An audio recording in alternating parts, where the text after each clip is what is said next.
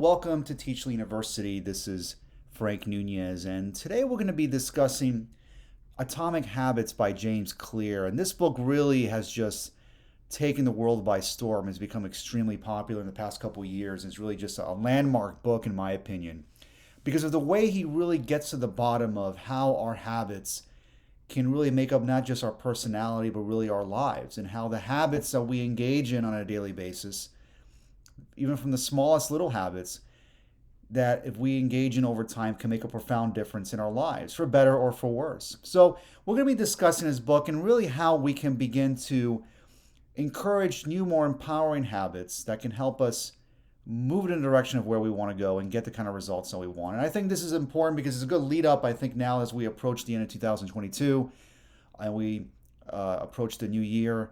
I'll be creating a separate lecture on goal setting and New Year's resolutions, and for 2023, I'll be making that in the next couple of days or so. But I think this is a good lead in to that.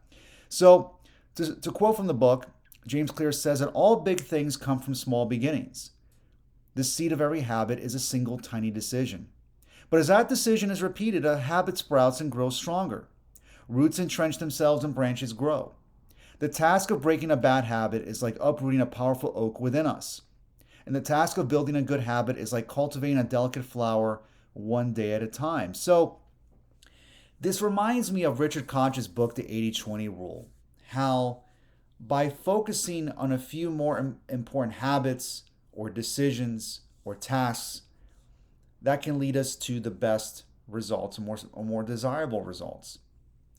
And by making small decisions or tweaks, and I wrote about this in my book Tweak, which I'll add the link to in this lecture, where I talk about how making small choices and small decisions that over time can make a profound difference in your life for the better. So say, for example, maybe you make a decision to put away maybe just 5 or 10% of your income to invest in your money in an index fund or your retirement account. Or how about making a decision by improving your relationships, you're going to talk to one stranger a day. And by doing this, it may seem insignificant at first, but over time it builds on itself. Making these small decisions and choices can lead to profound changes in your life that can really inspire you and empower you and improve your life for the better. And it can help you uproot some negative habits that are perhaps holding you back or not leading to the kind of results that you want. And breaking bad habits aren't easy, or changing habits in general aren't easy. But it is very doable, but it does require some work, especially mental work, where we become much more self-aware and self-conscious about our habits and begin to realize that perhaps the actions and behaviors that we're engaging in aren't leading us to the kind of results that we want. But it all starts from small beginnings and making small choices and tweaks in our lives that can lead to big results. So Clear says that when nothing seems to help, I go and look at a stonecutter hammering away at his rock, perhaps 100 times without as much as a crack showing in it. Yet at the 101st blow, it was split in two, and I know it was not that last blow that did it, but all that has gone before. So I was reading recently Tony Robbins' book, Unlimited Power, which I'm revisiting again. I've been reading the book several times. And when he talks about a characteristic that defines successful individuals in many fields, whether it's in academics or sports or in business, he says that the most successful people know how to manage frustration and are extremely persistent. Because there's going to be times on your path to personal transformation or pursuing a particular goal that you're going to be taking action and you're going to get frustrated and disappointment because you're not going to see the results or the desired results that you want right away. You may take lots of action and not see any desirable result, and you may be incentivized to want to quit. You may feel like what you're doing is not working. But it's important to remember that we want to embrace the process itself. And that yes, if we're not getting the kind of results that we want, maybe we'll have to pivot, we'll have to adjust. But ultimately, we want to stay the course.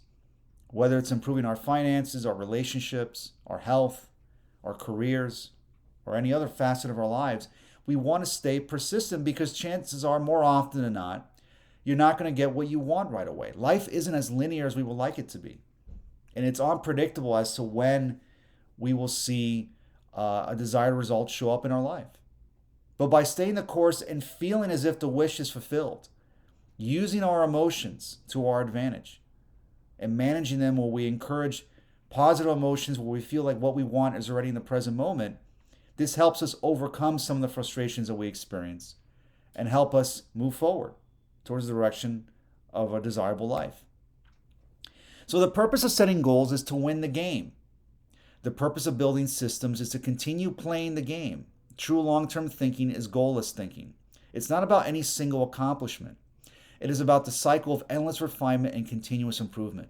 Ultimately, it is your commitment to the process that will determine your progress. So having goals, and look, obviously, achieving goals is important. We all want to achieve certain goals, but there's really more of a means to an end. And when you think about why it is we want to accomplish something or achieve a particular goal, whether it's having a particular job, relationship, or material possession, we want these things because of the state it puts us in, because of how it'll make us feel.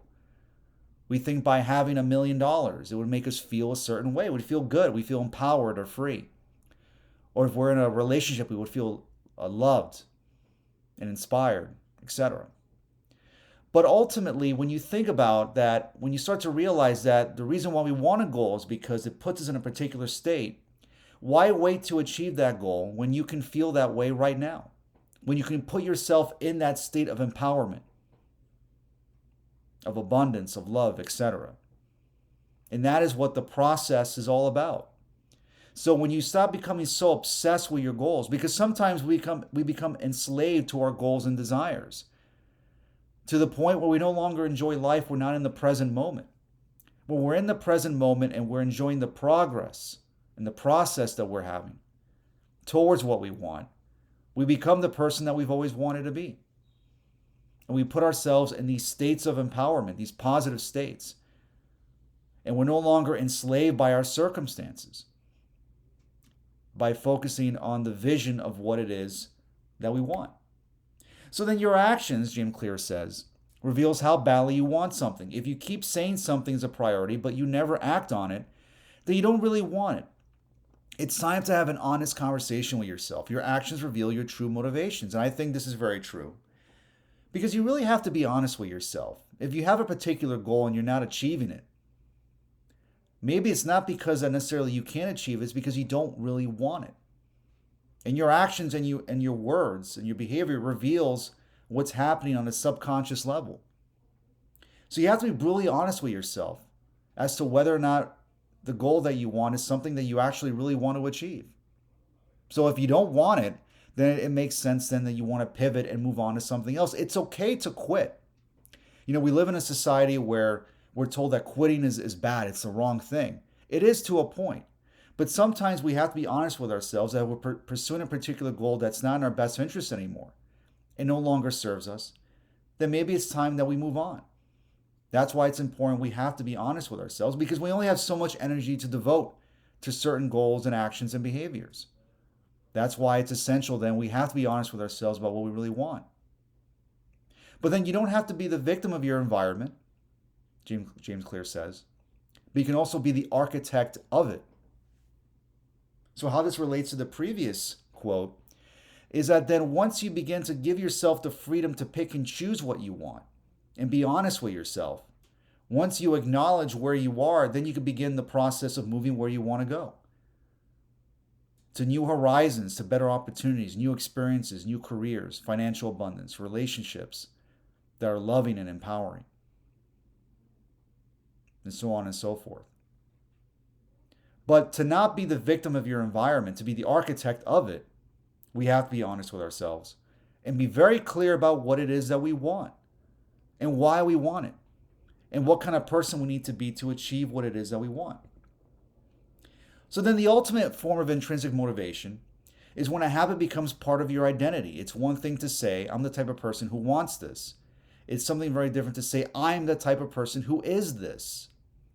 If you want better results, then forget about setting goals. Focus on your system instead. So we hear this, I see this a lot in Neville's work and in Napoleon Hill, Think and Grow Rich, in Psycho-Cybernetics and Emmett Fox and other works, where you want to become the person who will attract or manifest these particular goals, whether it's if you want to be financially independent, you want to have a particular career, you want to be a prolific athlete or entrepreneur, you want to be in academia, or maybe you just want to have a particular career in a specific field, whatever that may be. Who is the type of person that would achieve this? And are you that person? And if you want to achieve this goal, then you won't need to become that person. Embody who that person is. That's why, and again, Tony Robbins, in both Awaken the Giant Within and Unlimited Power, he talks about the power of modeling. That we want to model people that are in fields that we want to be in or are achieving the same kind of success we would like to achieve. So if you want to be a prolific investor, it makes sense to study the greats, to study, for example, someone like Warren Buffett. Not just his investment philosophy, but his mannerisms, the way he speaks, what he believes in terms of finance and investing in money. And try to model that and take some of that and emulate it and implement it into your own life. Modeling the most successful people in various fields can put you in a position where you can begin to replicate what they're doing to some degree and accelerate the achievement of that particular goal, whatever that may be. But ultimately, it's focusing on the system itself. The system that you're going to implement every single day to get you where you want to go. When I mean system, it's all about habits and the things that we do every single day. And we want to simplify this process because sometimes we want to be so rigid where we have to follow this particular system to the point where it can lead to burnout or guilt or exhaustion. We want to give ourselves some wiggle room, but there's certain things that we want to commit ourselves to that we do every single day that can improve our lives, whether it's our finances, our careers, relationships, our health, etc. And a very good example when I think of a system, it can relate to our health. Where you look at people that are in good shape, that take care of themselves, they do certain things every single day. There's certain foods that they avoid. They exercise at least several days a week at a specific time. They do specific exercises. They have certain habits when it comes to their eating, nutrition, and exercise. And even from the way they breathe and walk, that encourages a healthy lifestyle. And it's not so rigid. I mean, obviously, even with bodybuilders, for example, many bodybuilders and athletes have days where they let themselves go and indulge themselves. You don't want to be so rigid, but they do have a system that they follow to train and excel. And that's what you want to do when it comes to trying to achieve a goal, whatever that may be. It's focusing on that system. So then the greatest threat to success is not failure, but boredom. We get bored with habits because they stop delighting us. The outcome becomes expected. And as our habits become ordinary, we start derailing our progress to seek novelty. So for a period of time, I was a baseball hitting instructor, and I coached a number of athletes, from college level athletes all the way to little leaguers. And oftentimes what I encountered with a lot of athletes and a lot of baseball players is that we get into the same sort of practices. Obviously, when it comes to improving your hitting, you have to practice and you have to hit off the tee, see live pitching, and work on certain techniques to improve your hitting. And sometimes this can be rather redundant and boring. And I noticed that the athletes and the hitters that succeeded and improved did not get bored, or at least they did not let boredom get in the way of improving. To improve on any aspect of your life, or to improve whether it's a certain personality trait, or if you want to become a better writer, investor, an athlete, etc., it requires repetition. If you want to learn something, you have to do it through repetition. And that could be a little bit boring at times. If you can fight boredom and you can stick with this system and through repetition, repeat these habits over and over again, that's how you can integrate new habits into your personality, is through repetition. Many of the habits that we have that have been ingrained in our personality have been done through unconscious repetition. We do it without even realizing it, to the point where it becomes so part of our personality we don't even realize it. So if we want to encourage new positive habits, we want to try to pivot where we reframe what boredom really is. It's just really boring. Focus on the pleasure that you have of engaging in these new repetitive thoughts and habits and behaviors that can get you a more positive outcome. And we start to make those pivots mentally on how we reframe boredom then no longer are we bored about the process that we engage in to improve our lives and achieve a particular goal. So then over the long run, however, the real reason you fail to stick with habits is that your self-image gets in the way.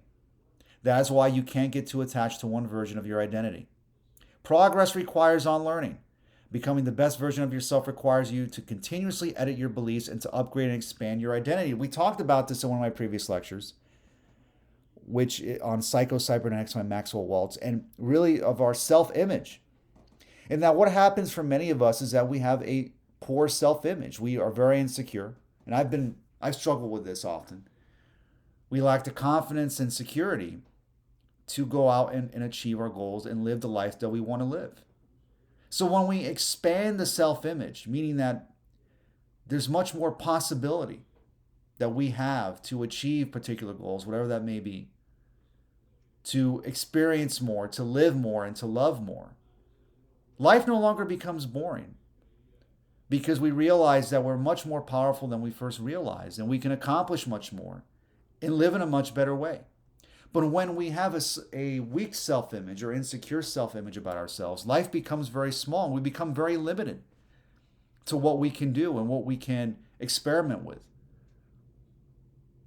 We struggle then, if we have a small self-image, to have new relationships, to have new careers, to develop new businesses, to write new books or screenplays, to travel and experience life in new and creative ways. When we lock ourselves in because of a poor self-image, then life really can become boring.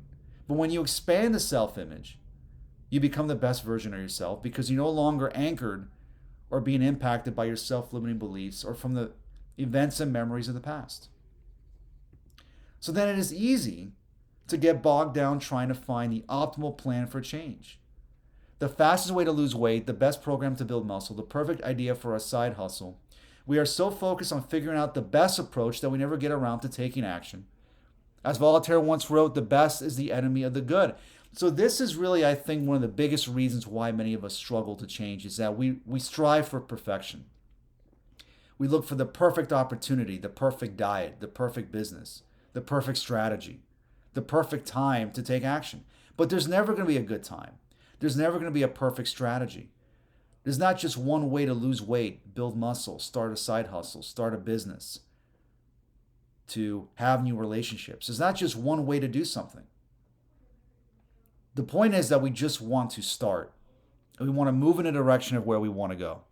And when we start to take action, and we're not overly self-conscious about the actions that we take, and we begin to follow our instincts, then we have more energy, because what drains our energy is the internal resistance that we experience of indecisiveness, where we're unsure of whether or not to make a decision. This indecisiveness can be exhausting, thus making us feel like we're less energetic and inspired to pursue our goals. When we start making decisions and not so much worried about failure or disappointment, life becomes much more exciting and less boring. And then at that point, we can really encourage new positive habits by beginning to take action and following our instincts and focusing on new horizons.